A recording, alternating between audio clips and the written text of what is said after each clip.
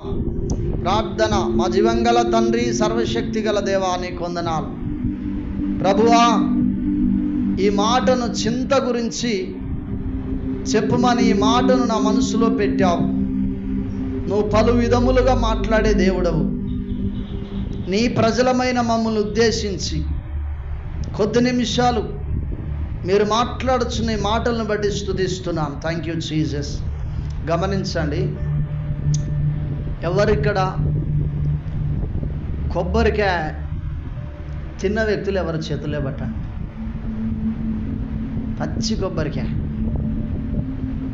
అది విగ్రహాలకు కొట్టిందా, మీరే తెలియక తిన్నారా, ఎట్లా తిన్నారు? ఎవరి చేతులు పైకి లేబట్టాలి. తిన్నావా?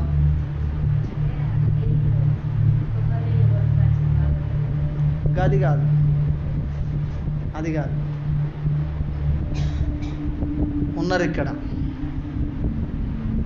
చేతులు మర్యాదగా లేబట్టండి. మీ కొరకు ప్రార్థన చేస్తా. ఉత్తది కొట్టుకొని తిన్నావా? హల్లెలూయా, దేవునికి స్తోత్రం.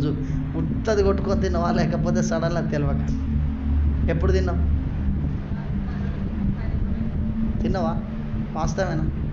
గట్టిగా చప్పట్లు కొట్టి ప్రభువు నామాన్ని మహిమపడతాం.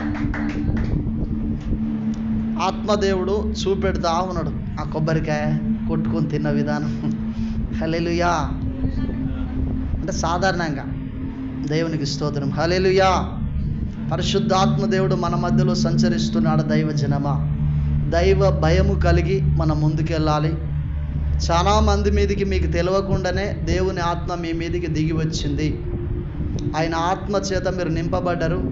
ఆ స్పర్శ మేము అనుభవించగలిగాం. గట్టిగా చప్పట్లు కొట్టి ప్రభువు నామాన్ని మహిమపడతాం.